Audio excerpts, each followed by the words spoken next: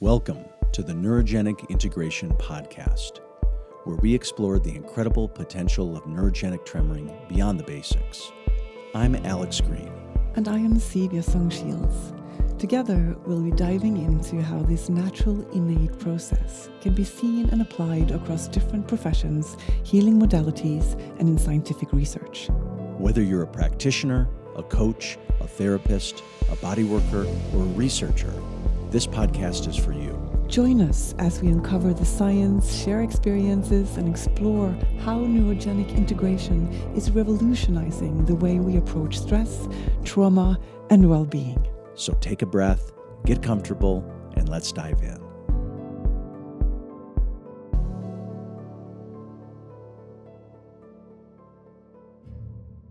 All right, welcome everybody.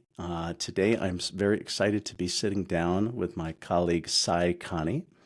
And Sai is a TRE certification trainer and provider, of course, based outside of Mount Fuji in Japan, in Yamanashi Prefecture, outside of Tokyo.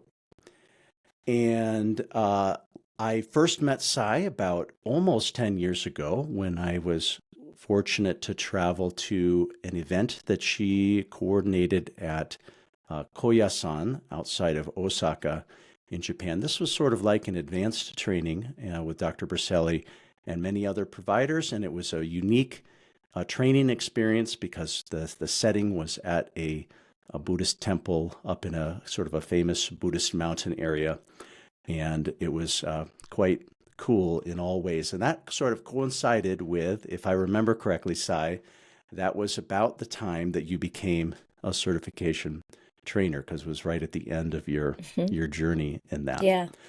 So in any case, so Sai is has a really fascinating background, even before her work in TRE, working with NGO organizations with an emphasis on humanitarian work. And that's really the major theme that we're going to be discussing today, in addition to hearing, just about Sai's connection to TRE and how she became so committed to it. Because Sai has been very involved with humanitarian applications of TRE. And so today I would really like to discuss that journey, some of the sort of unique projects that Sai has been involved with TRE in a humanitarian context. And then every time I talk with Sai, she has really great ideas, or even I would say a vision around, we could almost call it the do's and don'ts of bringing or the best practices or better practices, what works and doesn't work very well, in terms of supporting things like disasters and things like that, based upon her experience over her career. So this is what I'm really hoping that we can discuss today, Sai. And thank you so much for taking some time on a Tuesday morning for you. Yeah? Right. Yeah. Good. Thank Welcome. you. Yeah. Thank you very much. Good. Well, Sai, could we just sort of, I always like to hear somebody's kind of like their why or their background, like not even the why for TRE. I do want to hear that, but like what, you're born and raised in Japan, but you've spent a lot of time, some of your education and career has been overseas. Could you just sort of take us through kind of, as you began your professional career, what you were wanting to achieve and be a part of, and eventually how that led you into the work you did with NGOs and ultimately to TRE. So yeah, just sort of take us on your background journey, Okay. if you're willing to.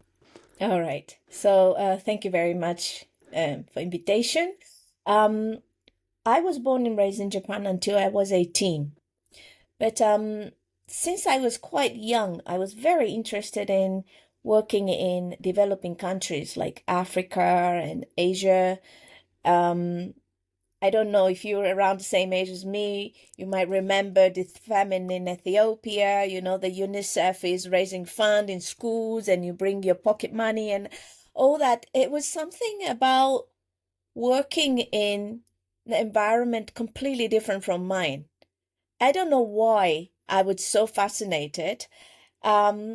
but at the time when I had to choose my direction to the university in Japan or whatever, I realized that there was nothing I wanted to study in Japan. You know, development studied something more geared towards development of economy, so that there was with the Department of Economics, and then you study about economic development, which was not part of my interest. And I happened to find this university in the UK. I mean, UK was very advanced in terms of community-based development studies. So I went to UK and studied the development studies in my undergraduate and master's. So nearly 10 years I was studying in a development field. 2006, well, before that I was photojournalist, by the way. Okay, cool. 4 or 5 years. I've got another master's in photojournalism. So I was traveling around the post-conflict, post-disaster area, taking photos, writing articles as a freelance journalist. I don't want to skip over. I mean, that part sounds very, very relevant. Maybe let's not skip too quickly past that. Maybe could you just share some of the places and locations that you did that photojournalism in? Ah, okay. So after I studied my development studies, I already got a little bit disappointed about how aid agency operate in terms of really knowing the things behind the scene. So I'm already not so enthusiastic. I'm not so euphoric about helping poor people. That kind of perspective is already gone. Without if you don't want to name names, that's okay, but like just aid organizations in general, yes. Well, we all know nowadays, right? Yeah. Aid agency collect a lot of money, and a lot of money doesn't go to the community directly. Right. A lot of the money is spent for the managing the institutions. Right. Which is the same way as corporate. I mean, sure. Yeah. So I was not looking for the path of being elite in the development. So I never wanted to get a job in World Bank, IMF, that kind of developmental elite. Okay, I was always interested in the community-based grassroots work. I see. So okay. I'm kind of rebel, right? Okay. As always. So when I finished my master's degree, I got a little bit disappointed about that. And then I loved photography. So I took the path of studying journalism, photojournalism. And basically, I was doing a very small project around Northern England where I was living. I was focusing on the project on asylum seekers, female asylum seekers. I am kind of unique. I am not white, but I am not South Asian, which was a major conflict in North England. Okay. The Asian community, right. Indian, Pakistan, and then the white English community. Right. And there was almost no friendly contact in the middle. Yeah, a lot of conflict between those two communities. Exactly. But I am not belonging either. So I could go in between. And I'm female, so I could reach out to the female Islamic asylum seeker community in Northern England and how they are homeschooling the girls and children there. So it was a very interesting experience as a startup. And then I started to travel abroad. I was in Indonesia mainly, and I was also covering a story of independence of East Timor, the Timor-Leste, in 2002. Okay. I was also joining in a local media team to go along with the first president of East Timor, Shanana Gusmao. So again, because I have a local contact and I studied Indonesian language, so I spoke Indonesian quite well at the time. So instead of going to the major news agency, I could operate quite independently around those areas with a local journalist. I see. So I could see a lot of stories behind the scene which doesn't show up in the major media. You see, that's the kind of interest. I just want to see the authenticity of people and stories, and even it never shows up to the major media, you know. I Right. still have like 10,000 photographs from those time, and a lot of the picture weren't accepted by the agency. Very simple reason. Oh, the president is smoking. You know, we are not allowed to show the cigarette in our news. Like, silly. Right. But I see. anyway. Interesting. Yeah. Anyway, it's okay, you know. So I was not very successful journalist to make a living, right? Right. But it really nurtured me as a person. Okay. And 2004, there was a massive tsunami in Thailand, you know, the Right. I north of remember. Yeah, of Indonesia, course. Sumatra. Right. Yeah. I was in Bali at the time, so I just gathered my things and I just flew to Aceh, which is the epicenter of that I see. tsunami area. So again, I was alone. I Wow. met a local journalist along the way in the airplane. So again, it was quite a, you know, a journey, it's adventure, because at the time the North Sumatra, it's a region called Aceh, it's autonomous province, was not accessible by foreign journalists because there was an internal fight going on. But Okay. because of This is tsunami, this is a region or in Indonesia, is that correct? yeah, it's Okay. the top of Sumatra. It's called I see. Aceh. It's a separate region, autonomous region. It's like East Timor. It's the same political context at the time. The two I of see. them wanted to be independent from Indonesia. Okay. So there was a lot of sensitivity, political sensitivity around that area, Yeah. you know. So yeah, at the time the tsunami hit, it was still a lot of difficulty accessing. That's why story didn't come out immediately from Aceh at the time of the Right. tsunami. Okay. So I was with a local journalist. I look Asian. I put the headscarf, like a Muslim scarf, and I just went Wow. on the road, not by plane. And And what were you photographing? Were you interviewing? What were you yeah, I doing? was Yeah. photographing, I mean, interviewing. I was writing a story to the Japanese new web agency, web news I see. agency. Yeah. Okay. So that also was my encounter with disaster, big Wow. disaster. I mean, that sounds intense, probably in lots of ways. How long were you on the ground, and how did that affect you? I imagine that was, I imagine you saw firsthand a lot of the destruction and devastation. Yes, yes. I was there about 3 weeks on the ground. Yeah. Yeah. Yeah. And eventually I got exhausted. Yeah. And I came home and I was diagnosed as PTSD. Oh, really? Really? It's interesting. Yeah, it's very interesting Yeah. because when I was there, I felt nothing. I was probably, now I know, I disconnected my emotions Yeah. and I was Like just going, a you know? functional freeze or something like this. Absolutely. It's intense. It's intense, you know? Yeah. It's Indonesia, and it was like people, like whole village, 5,000 people disappeared. And Yeah. I was dropped by the US helicopter Mhm. and just be by myself, walking around, taking Wow. photos, interviewing people. Yeah. It was very intense, but also very touching experience as well. I met one guy, he just happened to be in another town when tsunami hit. And he came back to the village and the entire village is gone. He's like almost 57 family members disappeared. He's alone. Wow. Yeah. Right? And I was thinking, if it was Japan, everybody start killing themselves, you know? But he just like, okay, I'm alone, nothing to do, nothing to eat. I will Right. join the Red Cross and I will start helping other people.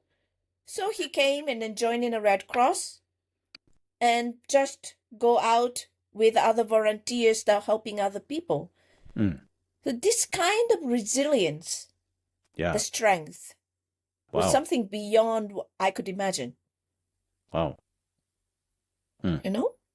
So that this whole experience with the Timor and then all this, it really made my life rich in a way that understanding humanity, both light can and imagine. shadow. Wow. You know, with your PTSD diagnosis when you got home, do you feel that that was the result of a longer stretch of time, or do you feel that that was directly connected to the intensity of the 3 weeks in I that think it was region? intensity of 3 weeks. Okay. Yeah, Yeah. because I recovered quite fast. Okay. Yeah. Yeah. How did you successfully recover at that time? I just rested Took and time. I had Took some, time. I had Yeah. some counseling. Yeah.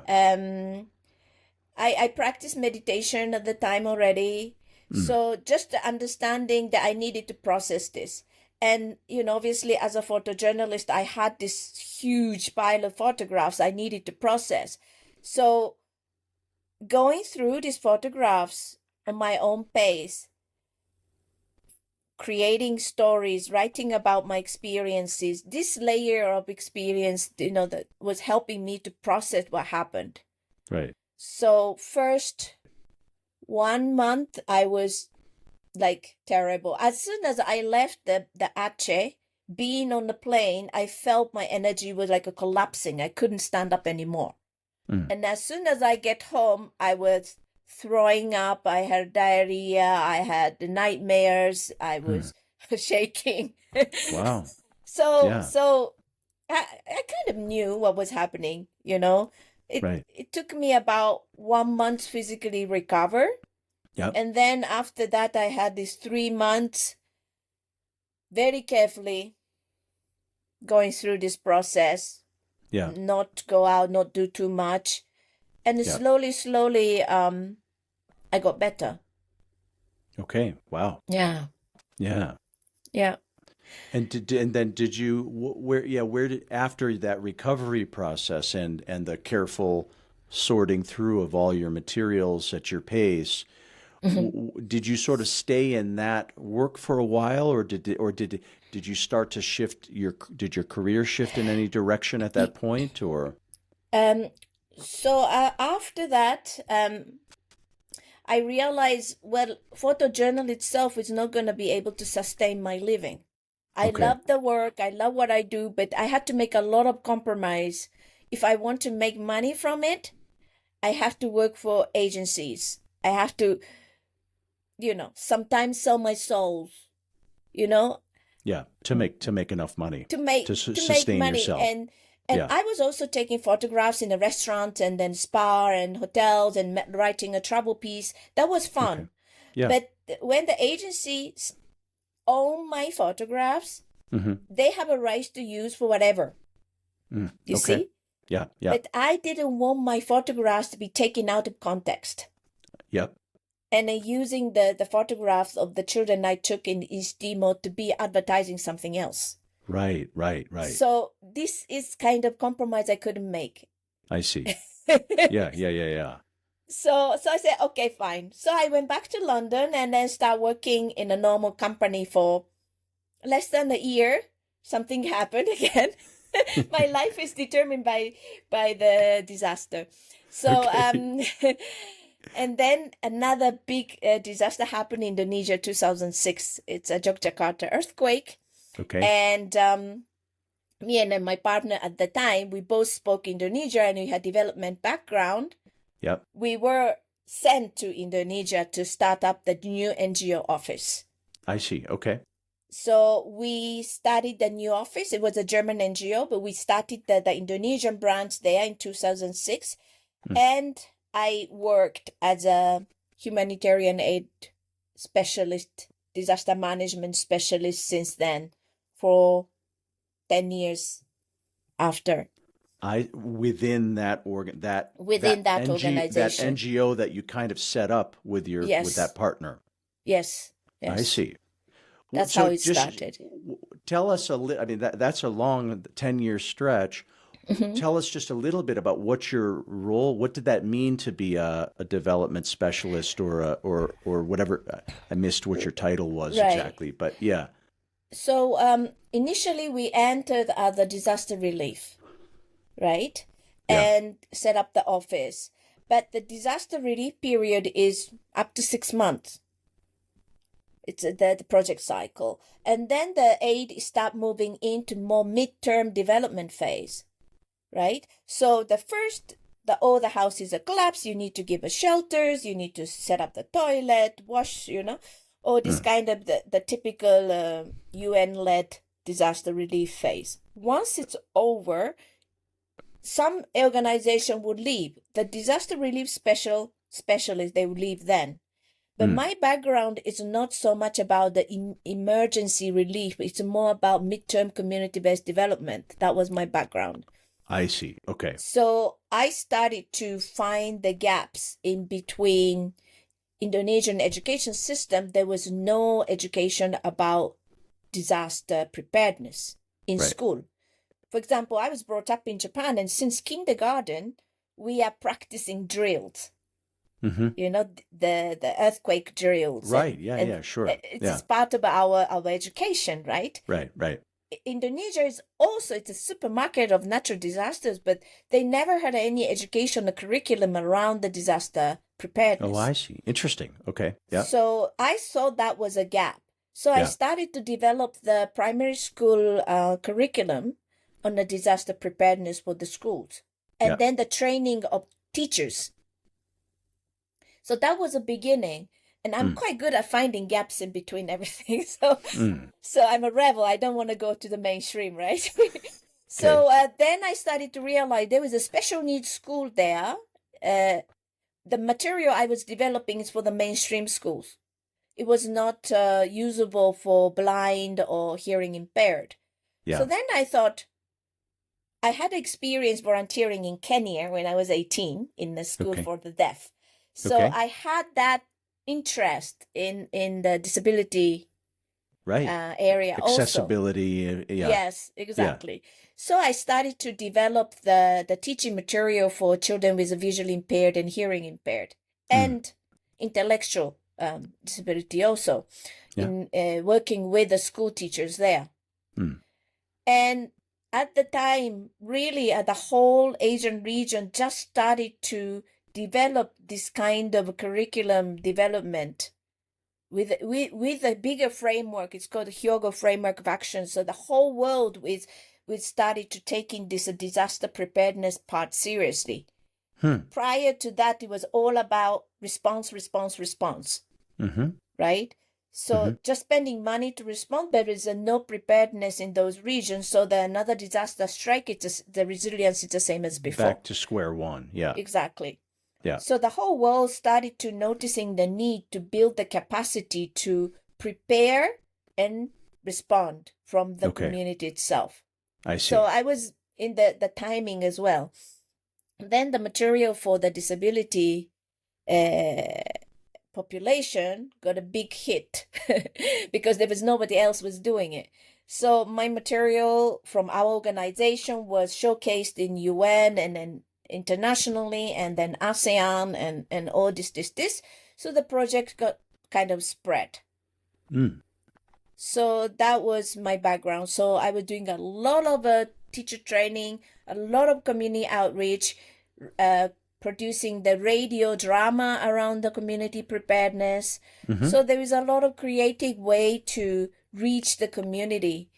Wow. You see, it was very interesting because when the UN was trying to do the disaster preparedness, it was such a tech-oriented, the people we are trying to reach hasn't got an internet access. They're not tech-oriented. Yes. Yeah. Right. What is the point of producing hundreds of PDF posters that nobody had access, right? So this is a kind of disappointment that I experienced when I was in the master's degree, this disparity of consciousness. Like, it's obvious gap to me, but a lot of people don't even notice. And a lot of money was spent on this kind of high-tech interventions. That wasn't going to be the best way to spread information. Exactly.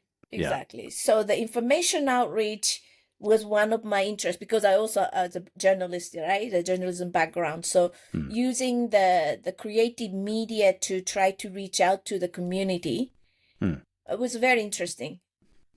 Yeah. Wow. So you were in that role and organization, I think you said for 10 years. what represented the completion or the decision? Like, how did you know when it was time to do something different? Right. So I was in Indonesia about 6 years, and then I was in East Timor 1 year. It's all same job, disaster Okay, preparedness. I see. And then another disaster struck, of course, Okay, 2011 in Japan. okay, okay. So when tsunami hit Japan, Yeah, my country, I obviously thought I had to be there. right. So I left Indonesia. I came back to Japan. That was the first time I lived in Japan after 16 years being abroad. Hmm. Wow. So then I started to respond in the north of Japan where the tsunami The struck. nuclear disasters, that the tsunami Tsunami and nuclear. Yeah, the Yeah, tsunami right, first and then nuclear. right, right. So I was involved in the reconstruction of the orphanage there. Ah, okay. Yes. And then try to create it more sustainable system. So when the electricity and water cut off, the whole building can sustain themselves. So renewable energy system. So I was a project managing that project when I was in Japan. I see. And it's coincidentally, the last year of that, there was this UN conference on disaster in Sendai in Japan. And that was for me the completion of these 10 years of my work as a disaster management person.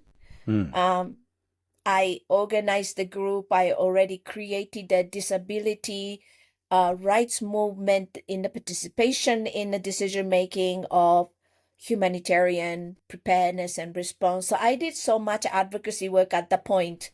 I was already sort of, middle management. So not directly working in the field, but I was more in the international advocacy area.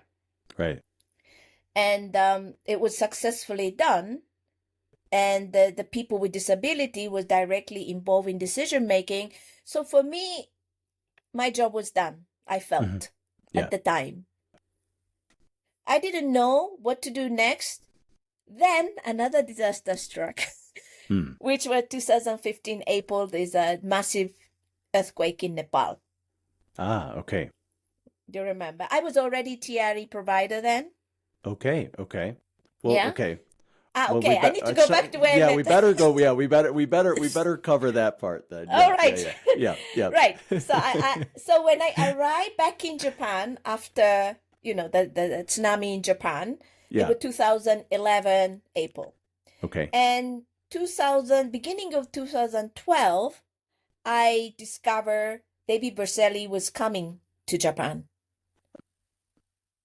to help this response. To help the Fukushima disaster? If Fukushima is the nuclear disaster, but it's more like a tsunami disaster. Oh, I see. The tsunami was a bigger region. Yeah. Yeah, Tohoku region. I see. Okay. Yeah. So when I read about TRE first time, because David was also the humanitarian worker, right? For sure. And it really resonated with me because I was working in disaster area for a long time as a journalist and as a aid worker. I always felt something was missing. That was a trauma response. Okay. International agency pay for something it's quantifiable. For example, 2,000 houses was built, 40,000 the tarpaulins was distributed. All these quantifiable measures. I see. But trauma care is something not quantifiable, right? We cannot measure the progress, and it cannot measure the progress in 3 years. Right. So it's not the kind of subject that aid agency want to give money to. Okay. Of course, they do things like a child safe place and then create the playground, do the little bit of art therapy here and there, but it's nothing significant enough to change the life of people. Okay. So I always noticed that something was missing there. Something was missing. Because I was in Aceh 2004 and Aceh, Indonesia, after the big tsunami, and I was back there 2014. 10 years later. So the change is magnificent, you know. Before, Aceh was like very, very underdeveloped, constantly with fighting and war and completely torn apart. But there was billions of money went in after tsunami in Aceh, and they rebuilt that city completely, you know. So it's like new hotels, new houses, new road, new everything. But when I was really reaching out to the community level people talking, the story is completely different, right? Interesting. Yeah. The aid agency, okay, US coming here, build 1,000 houses. Okay, UK coming here, building another 500 houses. Sectioned, there was I no see. coordination with the local community, the web of the community. What they needed the most, or that sort of thing. Yes. Yeah, and yeah. How they needed that aid. Ah. Because it's all about the efficiency. So you just give the house to the old man who's everybody else died and he was only one living there, and giving this house, he's not going to live there alone. Right. So he just moved to another relative's house in another part of Indonesia, and house is abandoned. Right. You see, Yeah. just So a just typical, things that just don't make sense. Yeah. Exactly. I mean, if you work in the field, you see so much of the waste. Okay. With the lack of coordination, top-down intervention. Yeah. Right? So I knew the scars of the people from that incident 10 years ago isn't healing. Same in Timor-Leste, in East Timor, there was 24 years of internal war, and 2 generations already severely wounded. 1999, there was this big militia killing 1/3 of population. Okay. Then 2002 independent, and then a lot of money came in, and then many things built up. But there was more domestic violence, there was gangs. So this imbalance of the development, without taking care of their mentality, their trauma, their generational issues. Yeah. So I always thought trauma thing was missing from the international aid. So Dr. Berselli went to that region in Japan, and then did you meet him then, or what was your participation in that? He did several workshops across Japan then. Okay. So I went to the one in Yokohama when he visited, and me and my mom and my little niece, we all went there, and then we did shaking. It was in Kobe. Sorry, not in Yokohama. It was Kobe. Yeah. Then I met him, and I was like, wow. Yeah. What was your initial impression? Both because it sounds like you personally practiced it. Maybe you had I'm curious about that. But then, of course, you probably spoke with him and learned more about his work.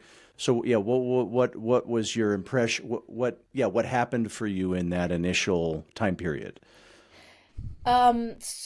So first of all, the whole idea of TRE really appealed to me because it was like a missing piece of my last work. You can do it without language, you can do it without education, you can do it in a group, it's exercise so simple, any human can do it. It for me was like, wow, this is incredible. So my interest was not really about me, but about others. How it could be applied so readily. Yes. Yeah. So, and then he talked about firefighters, and then he talked about military and then the PTSD for the military and things like, and I was like, wow, this is it. I want to learn this. Cool. And my body was very happy shaking from day one. Yeah. Yeah, it was very fascinating. Yeah, but I was more, I don't know, grabbed by the idea of how can I use this in my work. Yeah, you saw the need for it and how it could be used so clearly. Yeah. Exactly. Yeah. Exactly. Yeah. Yeah. So I'm the first batch in Japan that started learning TRE in 2012.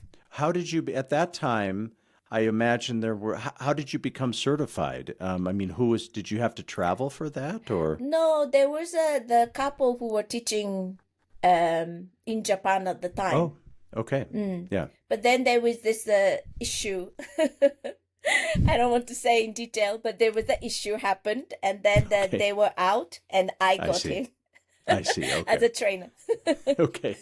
Yeah. But you were able to learn in Japan. In Japan, the module one, but I had a little difficulty with this trainer, so I went to Yeah. Thailand, and then my final certified trainer was the John McDonald. I went to Thailand and learned from her from module 2 onwards, and I I was see. certified by her. Yeah. Yes, Yeah. yes, Cool. yeah. Then John and I got on really well because she's also interested in the humanitarian. He was working for the indigenous in Canada, so we were just no expectation, just talking around how TRE can be used in humanitarian aid. Right. So I was certified in 2013, and then Nepal earthquake happened 2015, Yeah. and then John sent me a message, Sai, where shall I donate the money to in Nepal? Right. You know? Yeah. And I said, without thinking, John, we are going there. So that's how it happened. The Nepal. Wow. Okay. Yeah, I said, okay, John, we are going there. And Right. then at the time, I wasn't thinking of quitting job or anything. I just thought we have to go there, maybe using some holidays, and then we go there. Right. But as I was already thinking about leaving that job, right? And then Right. this Nepal thing happened at the same time. Yeah. And as we are talking, nothing major response, nothing. We just personally go there and then teach TRE to people a little bit. Okay. But then we had this invitation from the nun school by the Tsokni Rinpoche from Nepal came. Mm-hmm. The school was inviting us to go there and teach children TRE. Okay. And that was bigger than but bigger than I thought, right? Right. Right. And that was a call. I said, okay, I quit. I quit everything. I sold everything. Boom, I went. Okay. I was thinking I'm going to be there for next 5 years, 10 years. I'm just going to go. So everything was gone. And then boom, I went. And I landed. And then I was in school teaching all the little nuns, children and students, Yeah. teachers. And then Joan joined me afterwards. And we are reaching out to the therapist in Kathmandu. Yeah. So we started to the training of training of providers who can reach out to the wider community. So Right, that's the right. beginning of our concept of community-based Community facilitator or community Yeah. facilitator model. okay. So Yeah. how in the time when you and Joan were there, how long was that time period? So John was there about 6 months, and I was there for 1 year. Mm.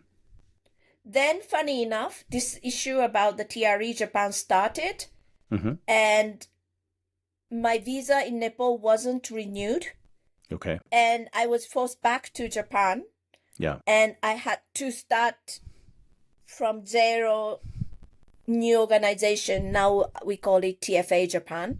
Started 2016, and then this wasn't something I wanted or I expected, because I was always wanted to work in the field in developing countries.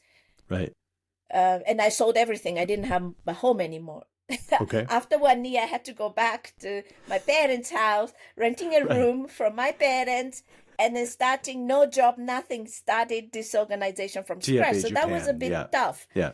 Yeah. But everything was meant to be, you know? Yeah. But we continuing helping Nepal from Yeah. remote, Right. and then went back to Nepal with some of the volunteers from TFA joining us, Yeah. and the group of us went out and then reaching out. But it's still a lot of try and error. Mm. Then I had a friend who is my previous job colleague in Vietnam. She reached out to me and said, I think what you're doing is very interesting. Can you teach us TRE? So she invited me to go to Vietnam and I started to teaching TRE in Vietnam, and then from there now almost 10 years again.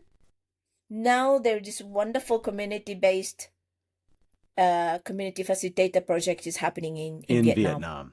Yeah, cool. So these are the two areas that I wanted to showcase. Yeah, wonderful. Did you also do some work in Pakistan? I mean, I know you supported the development of a trainer there ongoing, Yes. but do any humanitarian type work there, or was that a different role? No, in Pakistan, we are mainly focusing on the therapist right now. I see. The Okay. very professional trauma therapist.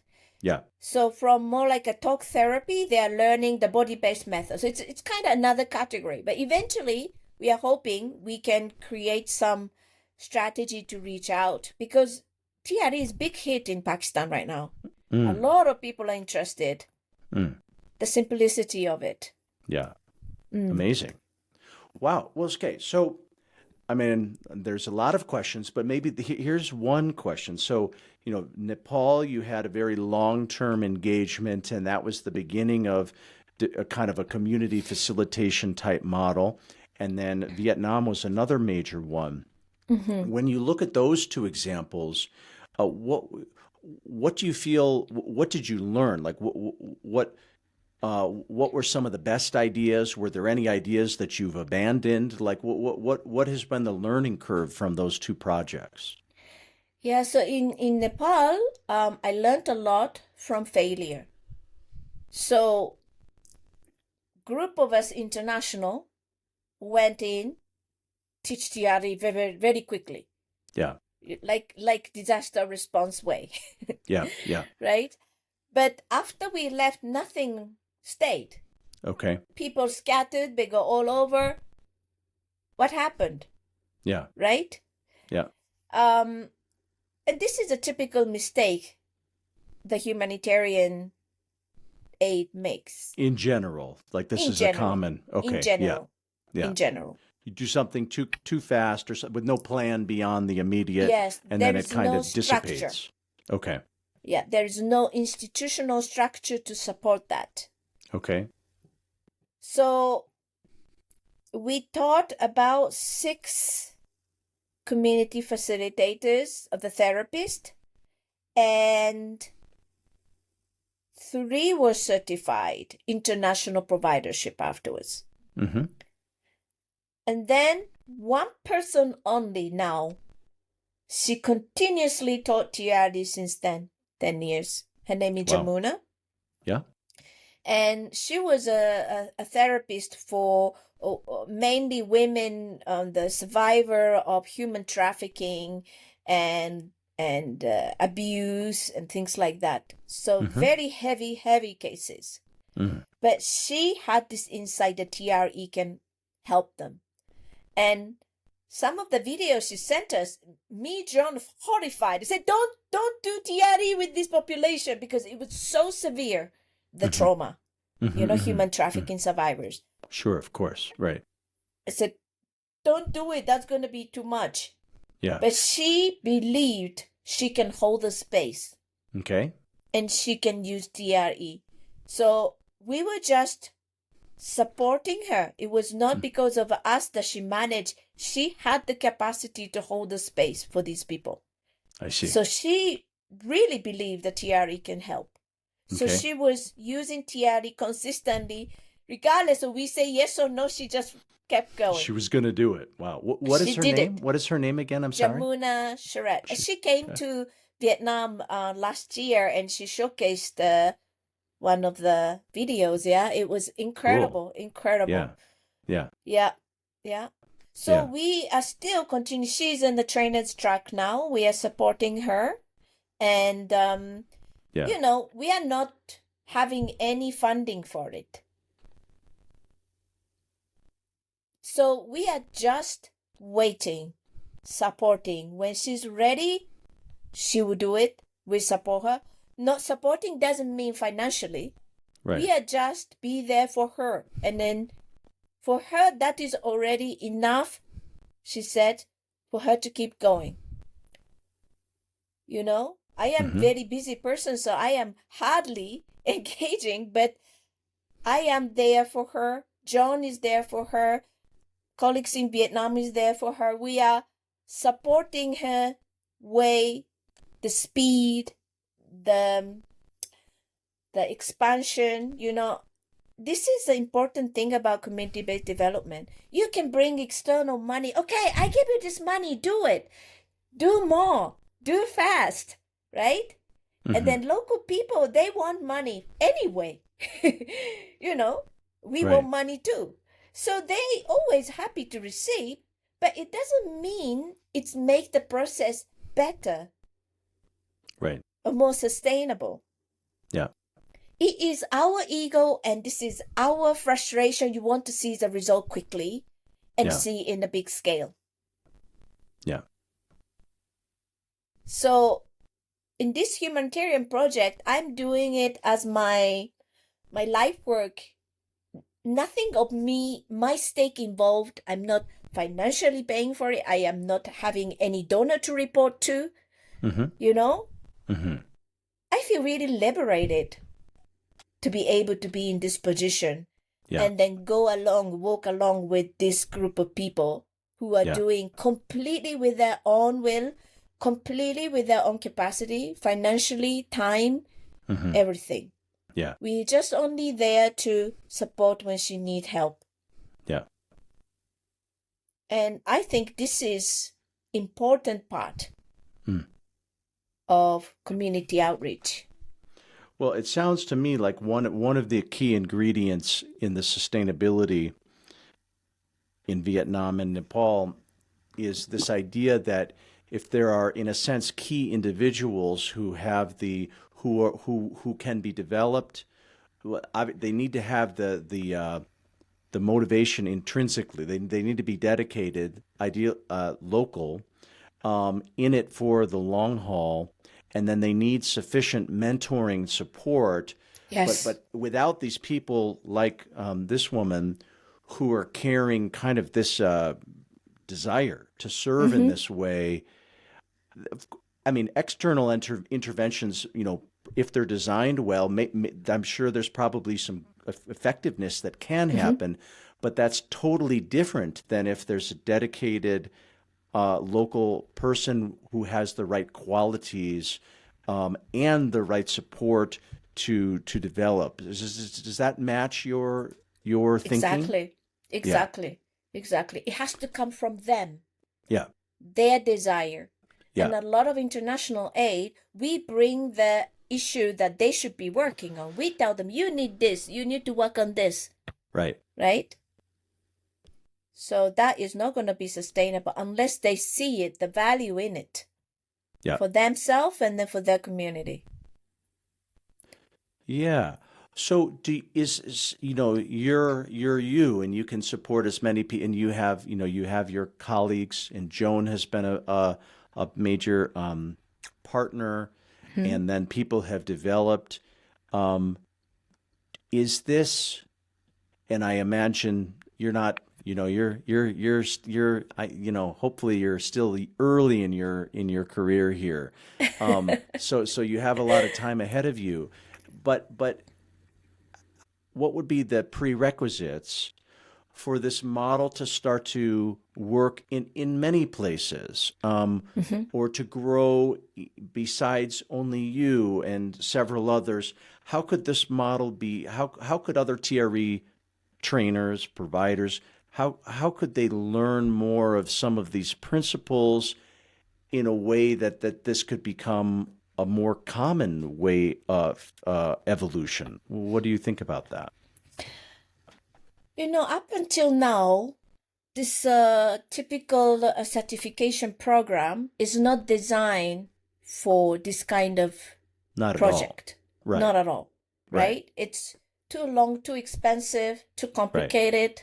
Right? Yeah. So we have to get out of this paradigm from our standard certification program. Right. And, people who are training other people to be a provider right now, and maybe some people argue with me about it, but mostly they're training people who can afford it. Definitely. Right. Which means in the developing country context, it's a very privileged class bracket of people. Right. Yeah, exactly. Yeah. Yeah. So it's not so easy to find the local champion that I'm talking about directly from that population. Right. Okay. So the question is, how are we going to find these dedicated humans at the grassroots? That is the most important question.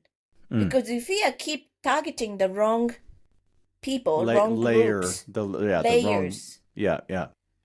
You might put the flag TRE in this country, but it doesn't mean anything. It doesn't reach out to the community, the nationals, level. The majority of population who need TRE. Okay. TRE is not about sticking the flag in one country, say, hey, I'm a trainer, I have providers, here we do TRE, in my opinion. Yeah, I agree. I mean, just pausing for a moment. I mean, even here in the United States where TRE was, I'm not sure it was founded here because so much of David's work was international, but nevertheless, he's based here, the not-for-profit. But even here, if I had to take an honest appraisal, how well is TRE serving the grassroots? I mean, there have been some, there was projects in North Carolina after the hurricane. We've worked with intercity situations around Detroit. So some, but in a truly effective way? Not really. So yeah. So I agree with you. It's we're not there yet in many places. Yeah. Yeah. And then most of us think humanitarian aid is just a response, the disaster response, crisis response, the short term, go in and get out. But the reality is TRE cannot grow with that short intervention as a community-based model, right? What I was saying, Of course, there is this shock trauma from the military and then the police. You can just go and then teach TRE and then something will come out from there. But it's going to be better if it's institutionalized. Right. Right? And that takes time. Yeah. And then bringing the leaders out of this institution and continue that providership within that institution is very rare. So it's the same way in the community. This individual alone cannot do a lot, but if there is the several other community facilitators working together in the community level, it can spread. And TRE is beautifully designed. It works for the community, it works for the groups. Right? It's not one-to-one clinical intervention. Right. So that's why I believed that community setting has even more powerful than clinical setting in TRE. Yep. One example, Yun, the trainer in Vietnam, we started this disability project in Vietnam. It was 2018-19, I think, that time. One of our common colleagues, Brian, also went there, to support the project, the initial. And so we targeted, I think it's about 10 male, 10 female people with disability. Many people with disability in Vietnam was from the war veterans, amputations, also the Agent Orange, so it's more like a neurological disability damage, right? So it's kind of quite severe group, and also elderly as well. They are already over 70s. So we went out and then start working with the group. We modify the exercise, whatever they can do to tire these muscles that we are targeting. We didn't teach the standard exercise because they can't do it. Sure, right? sure. So they started to innovate among themselves the exercise that would suit to their own bodies, and everybody shook. Even people without legs. Yeah. Very cool. Yeah. So we went back, I think, about 8 times over 3 months. And then also we giving them a homework as a group to shake together regularly. Then what happened after 3 months? The guy with a fountain pen for 40 years since the end of the war, he could get up on a wheelchair by himself. He didn't need to be carried. And because of this pain, he had a depression for 30 years. It was gone. Wow. He could move, he can mobilize himself, he could use his wheelchair to go to the market, he can start selling the lottery ticket, he can have some money. He feels he's a useful human being, his self-esteem went up, he connected with other guys with a disability, they share the same painful stories, share the encouragement, all this, it happened in 3 months. Wow. That was incredible change. I was only there over maybe 2 times. The first part and then the ending part. But the change was incredible. And this person said, we wanted to showcase this project in Ministry of Health in Hanoi. So I said, okay, we're going to Hanoi, talk to the government, show our result. And this guy, 3 months ago, he didn't want to leave his home, said, I'm going to come with you. I want to talk to the people, the government people. Can you imagine the level of self-esteem? So the group of us went to Hanoi, hit the government building, and then they all share their stories, their experience. They're asking government to help people with disability more. So all this change happened because of the community connection. This is a ventral vagal connection. With the TRE, the releasing the tension from the body, the fountain pain disappearing, and all this. So I saw this firsthand, the power of TRE and power of community working together.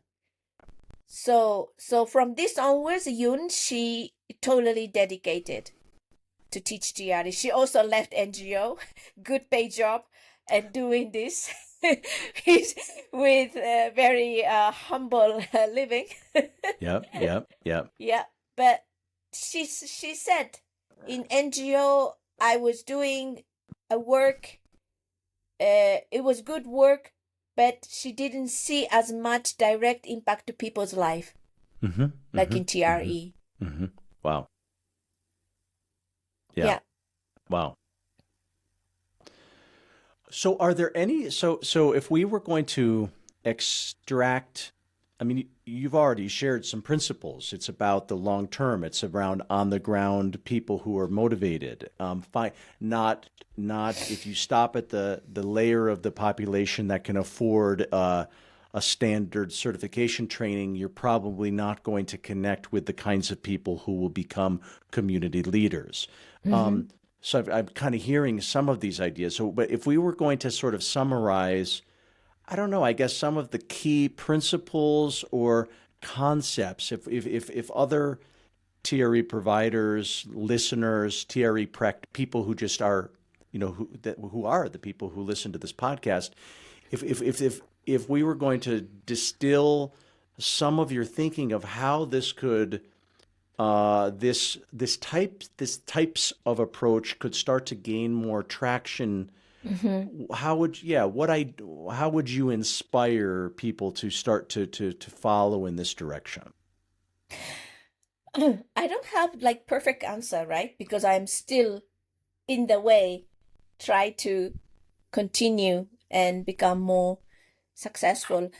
But 2 individuals, Nepal and Vietnam, what common is that they both have passion and expertise in the humanitarian support, and have an institutional background previously, and now they set up their own organization, and some connection to the government. Okay, wait, just to double check. So you're saying that the people who became the key leaders, champions in Vietnam and Nepal, they had an institutional background and some connection to the government. Yes. These seem to be useful ingredients for what you're describing. Okay. Yes. Okay. Because they both worked from international NGO. Yeah. So they have this international framework thinking. Okay. And they understand the aid principle from within and from outside. Right? Yep. But they choose to be grassroots for their own principle. Okay.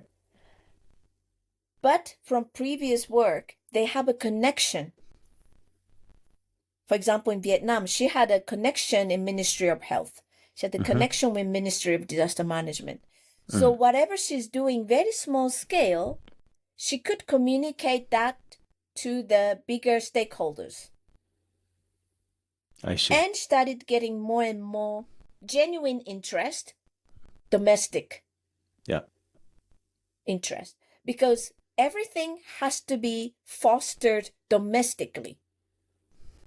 International support can ignite that beginning, but it cannot continue sustainably. Right? Yeah. So she started with our support, but now she's creating her own connection domestically, and that is supporting her initiative. So we as an international trainers, of course, we have a huge enthusiasm to help the world. But what we can do is actually so little. You know? But small drop of water, but continuously. I'm talking about 10 years plus. Yeah. If you're committed to be engaged with the same group of people over 10 years, even your contact with them is very small.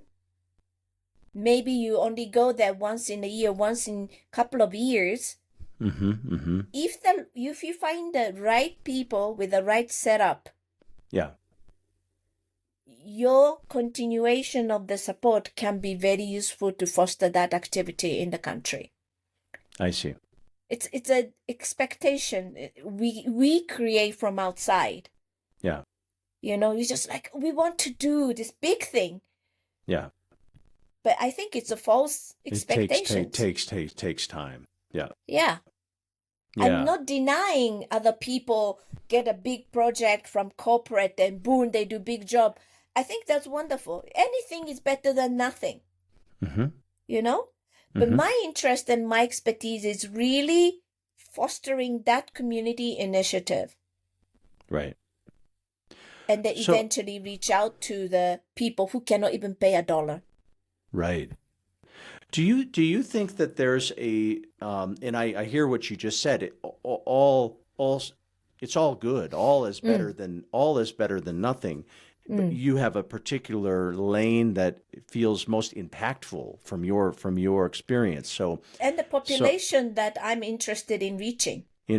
Getting to. But so here's my question for you. Do you feel that is there a place in terms of more, I'm wondering if is there room for any sort of a both and or a hybrid approach? And what I mean is for in the more immediate term types of disaster responses, we're at a new phase in TRE for all, and with some new governance and things like that. And something that us as trainers and a provider, everybody, we've all of us have felt we would love to have more effective responses, and sometimes projects emerge that respond. So it's not as though nothing happens, but many of us feel it could be more supported, it could be more organized. There's room for being better. That's no question about it. So my question for you, if we look out over, say, the next 10 years, as hopefully, TRE as a modality in all disciplines becomes more and more useful and effective and et cetera, could there be a model where where we do some short-term types of disaster responses more effectively, but with an idea towards developing into something that carries more into the direction that the long-term kinds of infrastructure. Could that be linked together, do you think? Definitely. For example, like just look at US, it's huge. There is a Sure. huge population need to Right. be served, right? Right. And there is a Yeah. lot of small institutions that specializing in a certain population who need Yeah. support. So I Yeah. think institutional link is definitely very important because individual, they disappear, Yeah. right? Yeah. So if the TFA or TRE community can find the institution, it doesn't have to be massive. The city base is enough, right? And we support this agency-based program for those institution-based Yeah. within their range of work. Yeah. And then ongoing support. I wouldn't call it supervision even. Right. Right. Right. Support. For example, I am starting now the supporting the survivor of sexual violence and then the domestic violence in Japan. It's a group of women. They have their own group to support them. It's a peer support group.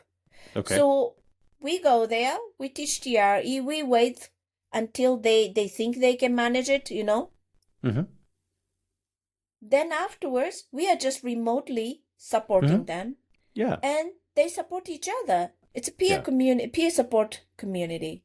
Yeah. But I want to see, it's a very sensitive population. Sometimes, they have this incompatibility with TRE. They have very strong reaction after TRE, flat-free dissociation, and then re-traumatization. So we are a little bit scared of this group of population. But I want to see if the peer group is working well, TRE's original intention may work in this community. So I just want to try it and see how can we support this peer community, peer support group from a little distance, but they continue to serve themselves. Eventually, there will be a community facilitator being born. I don't know yet. But then they can reach out to the new members. Right? Yep. I think this is the way. I think some of us must be doing it. I just don't know it. Yeah. But there is no shortcut. It's a trauma healing required decades. That's how we teach in our program, right? Right. There's no shortcut. There is no magic wand. Yeah. Takes time. Yep. Takes time. Takes a solid community. Yep. Yeah. So supporting the group as a whole rather than individuals. And that's the key. And of course, it's our relationship with these people is the key. Yeah. Their trust in us. Yeah. That we're not going to abandon them. That is so important. Whenever they need support, they can come back to us for whatever. Yeah. I mean, I liked how you said it's not, I don't even call it supervision. I call it support. I like that. It's a subtlety in a way, but the term supervision comes, from a therapy model, and psychotherapy model, and it's an appropriate word, and sometimes it means exactly what it does.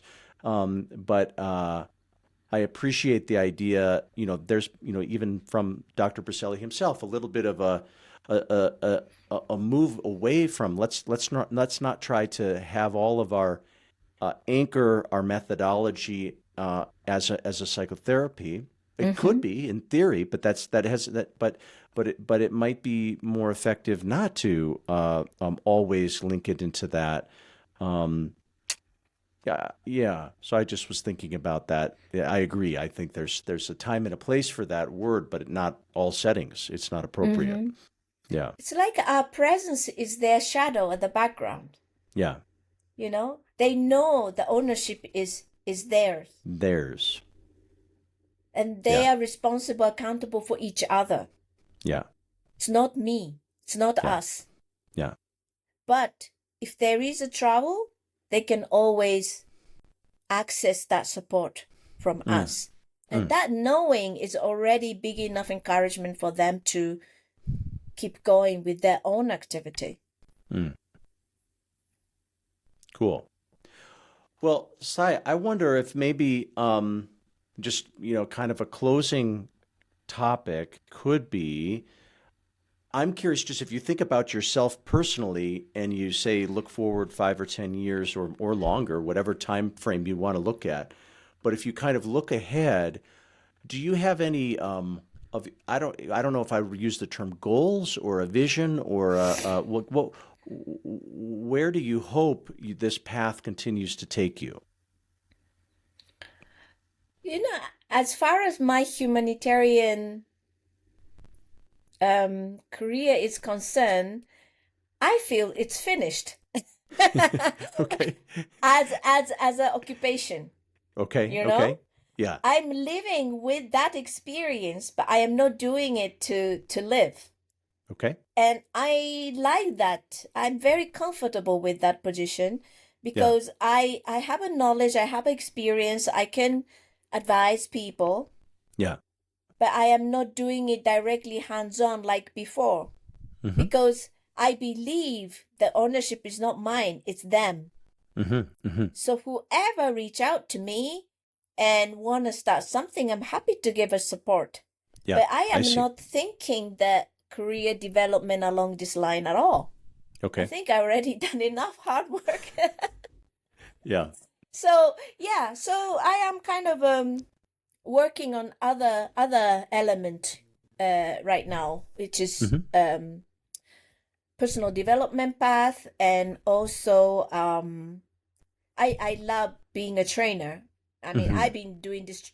I have been trainer all my career almost. Mm-hmm. So Right. just Right. another modality to teach, and then the more I teach, deeper it became now. So I really enjoy doing certification training, and my style is always small is better. So I only do like very small groups, but I do 100% supervisions. Mm-hmm. I also really enjoy being a provider as well, Mm. and I am developing a certain intervention techniques, which is more working with a more subtle body rather than directly on the physical body.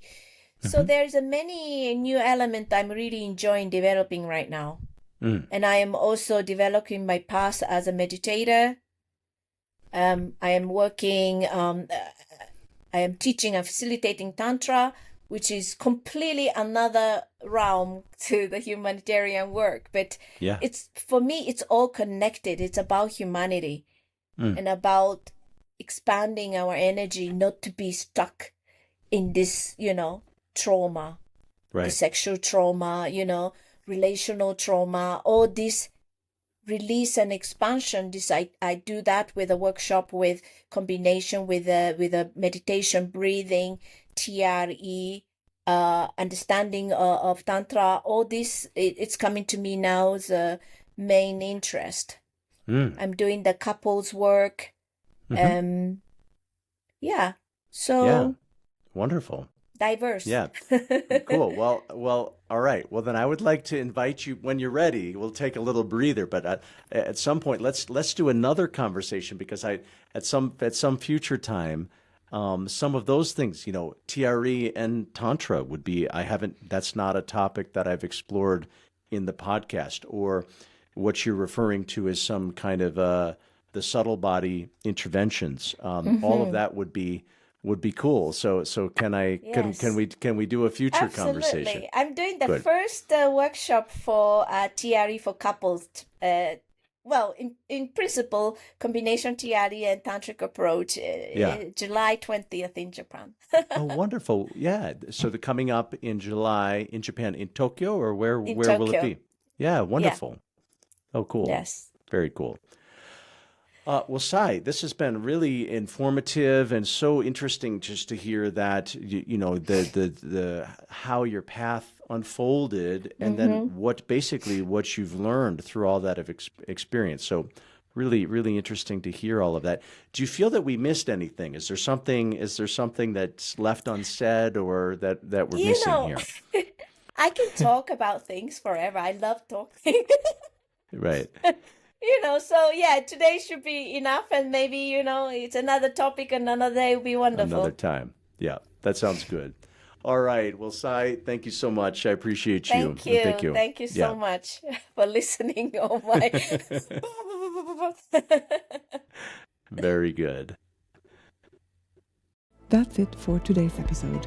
We hope you found inspiration and new insights into the power of neurogenic journaling. If you enjoyed this conversation, make sure to subscribe, share, and leave a review.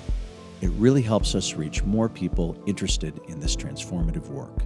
And if you want to dive deeper, connect with us.